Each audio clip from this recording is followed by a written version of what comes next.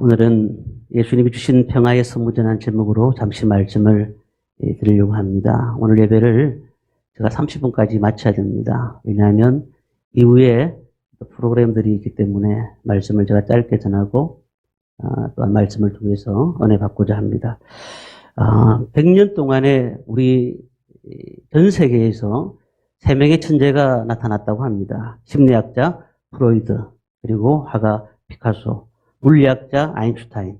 이 3명의 천재들이 우리 세상을 바꿔놨다, 이렇게들 얘기를 합니다. 그런데 2000년 전에 예수님께서 이 땅에 오심으로써 전 인류가 얼마나 많이 바뀌었는지는 다들 모르고 있을 때가 많더라는 겁니다.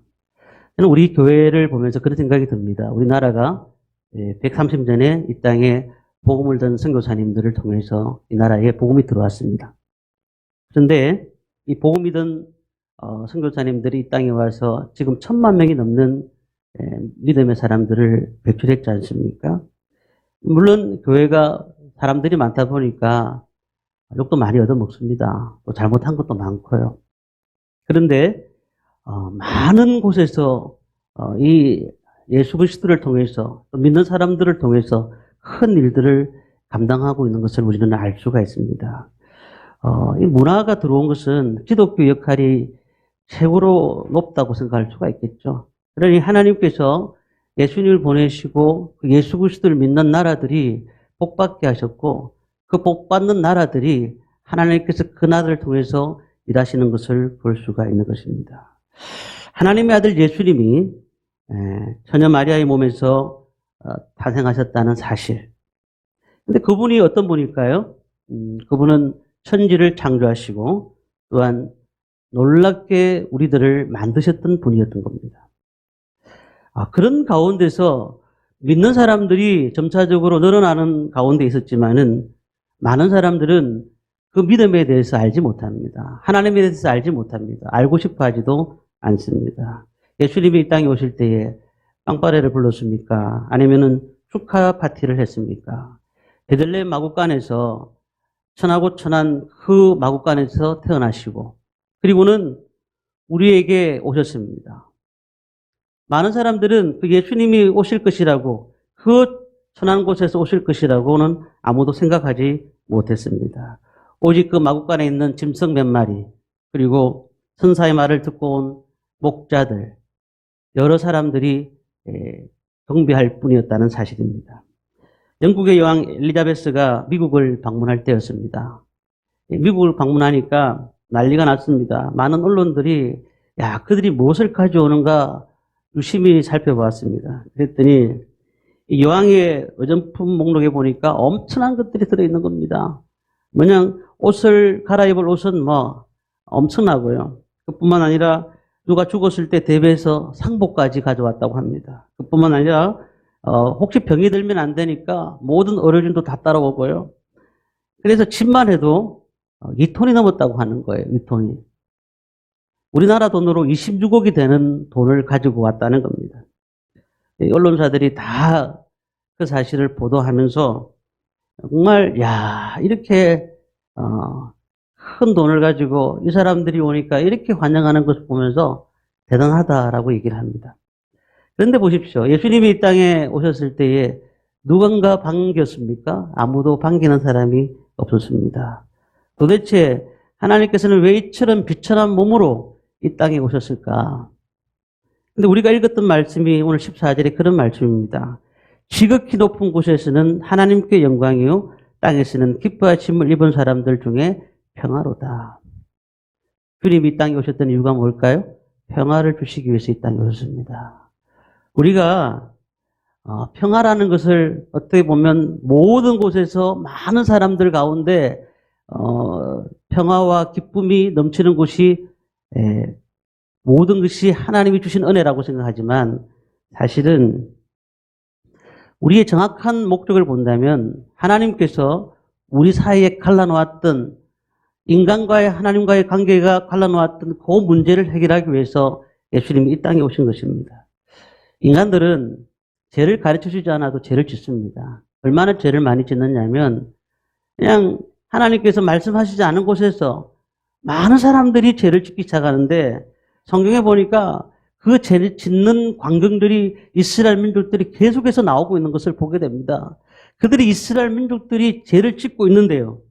그래서 그 문제를 해결하기 위해서 선지자도 보내기도 하셨고 그 문제를 해결하기 위해서 또한 그들을 불로 심판하기도 하셨고 그렇지만은 그들이 처음에는 듣더니 나중에는 듣지 않는 것입니다. 왜냐하면 사람들의 마음속에는 죄가 불같이 일어나서 하나님의 사랑이라고 한들 아무 의미가 없는 거예요.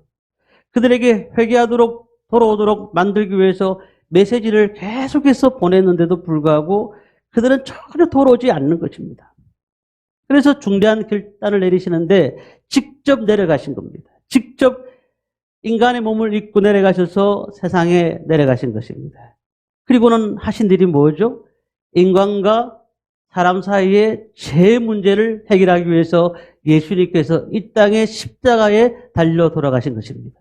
그러니 우리가 예수님께서는 우리의 화평이신지라라고 에베소서에 말한 것처럼 우리의 모든 죄 가운데 있는 우리의 인생이 하나님이 보내신 예수 그리스도를 통해서 우리가 천국 갈 수 있는 은혜를 받은 것이 얼마나 귀한지 모른다는 겁니다. 한국에서 두 번째로 큰 교회는 사랑의 교회입니다. 이 사랑의 교회는 목사님이 얘기를 하시더라고요. 1년에 400차례에서 500차례 정도 장례식을 거행한다고 합니다. 그런데 젊은 사람들이 죽기도 하고 또 연세 많으셔서 이렇게 돌아가시는 분도 있습니다만은 근데 장례식을 보면서 마음이 목사님이 와닿는다는 거예요. 왜냐하면 그 장례식을 보면 그분이 어떤 인생을 사셨는가를 알 수가 있다라는 거예요. 근데 가장 중요한 게 뭔지 아십니까? 부모님들이 예수를 믿고 돌아가신 분과 믿지 않고 돌아가신 분들의 차이가 있어요. 예수를 믿고 돌아가신 분들은 그 장례식에서 천국에 대한 소망을 가지고 있더라는 겁니다. 천국에 대한 소망을 가진 장례식은 그 마음에 슬픔이 있긴 하지만 나중에 만날 것이라는 확신이 생기는 겁니다. 하지만 천국에 대한 소망이 없다면 그냥 외롭고 힘들고 낙심되는 것밖에 없지 않습니까? 오늘 우리가 예수님께서 이 땅에 오셨던 이유가 뭐라고요? 주님이 이 땅에 오신 이유는 우리에게 천국의 소망을 주시기 위해서 이 땅에 오신 줄 믿습니다. 그렇다면은 이 예수님을 통해서 하나님께 갈 수가 있는 겁니다. 하나님께 갈 수 있다는 것은 천국에 갈 수가 있는 것입니다. 우리가 늘 하나님 앞에 선다는 것은 쉬운 것은 아닙니다. 하지만 우리가 주님을 믿으면 예수 그리스도를 믿으면 임마누엘의 하나님께서 우리와 함께 하신다는 사실을 우리는 느낄 수가 있습니다. 그리고 하나님께서 말씀하십니다. 이 세상 끝날까지 내가 너희와 함께 있으리라. 주님이 그렇게 말씀하셨습니다. 바울이 이렇게 말을 합니다. 예수님이 오셨다는 사실에 대해서 무슨 말이 필요한가? 우리 인생에서 죽을 수밖에 없는 우리의 인생이 천국 갈 수 있는 은혜를 주신 것이 얼마나 귀한 것인데 무슨 말이 필요한가라고 얘기했습니다. 그래서 오늘 말씀 보니까 누가복음 2장 10절에도 보니까 큰 기쁨의 좋은 소식이다 라고 이렇게 말을 하고 있습니다. 큰 기쁨의 좋은 소식. 그래서 우리는 기뻐하는 것입니다. 성탄절날 그냥 24일 날 저녁에 광란의 밤을 보내고 술을 마시고 온갖 축제를 다 여는 그런 모습이 아니라 정말 주님을 기쁘시게 하고 오늘도 이렇게 성탄절을 통해서 하나님 앞에 예배를 드리고 또한 축하의 행사를 가지면서 하나님을 기쁘시게 하는 것이 우리가 해야 할 일인 것입니다. 아직도 우리의 믿음이 없는 분이 있습니까? 그렇다면은 이번 성탄절을 통해서 왜 주님께서 오셨는가를 한번 깊이 생각해 보시기 바랍니다. 제 용서를 받고 하나님과 원수된 관계를 청산하시고 하나님과 화목된 길로 가시기를 바랍니다. 이것이 주님이 우리에게 화평의 왕, 살롬의 왕으로 오신 것입니다. 마지막 한 가지는 그렇다면 우리는 어떻게 살아야 될까? 예수님이 이 땅에 오셔서 하나님께 갈 수 있는 길을 열어주셨다면 우리는 또한 이웃과 화평해야 될 줄 믿습니다. 주님 때문에 사랑하지 못하는 사람들을 사랑해야 되고요. 로마서 12장 18절 말씀 보니까 할 수 있거든 너희로서 모든 사람들과 더불어 화평하라. 내 사랑하는 자들아 너희가 친히 원수를 갚지 말라. 원수를 사랑하라. 이렇게 말씀하셨습니다. 우리가 하나님을 믿었다는 것은, 예수를 믿었다는 것은 무엇을 의미할까요? 주님이 나를 통해서 이 땅에 오셨다면, 그렇다면 나도 이 땅에 살면서 믿는 사람으로서 많은 사람들과 함께 살아가야 되고 그 평화를 다 나누어 줘야 된다는 것입니다. 상처를 입은 자들이 얼마나 많은지, 또 아픈 자들이 얼마나 많은지 그들과 함께 화목하고 그들과 함께 걸어가고 그들과 함께 나아가는 인생을 살아라는 것입니다. 입으로는 용서한다 하지만 마음으로 용서하지 못하는 사람들이 얼마나 많은지요. 예수님께서 이 땅에 오시면서 공생애를 사시면서 3년 동안 신약을 기록하시면서 우리에게 보여주신 것이 무엇입니까? 정말 작은 자들을 섬기는 것입니다. 약한 자들을 섬기는 것입니다. 오늘 우리가 제사함을 받았다고 하면은 이제 평화의 사람이라고 말할 수가 있는데, 이 우리 삶 가운데 살다 보면 감정이 상할 때도 있고 아플 때도 있고 어려움 당할 때도 있지만은, 그렇지만 예수님이 이 땅에 평화의 왕으로 오셨다면 우리는 이 평화의 삶을 살아야 됩니다. 누구한테? 많은 주위의 사람들, 가족들뿐만 아니라 모든 친척들, 그리고 나를 아는 모든 사람들에게 이 평화를 주어야 된다는 사실입니다.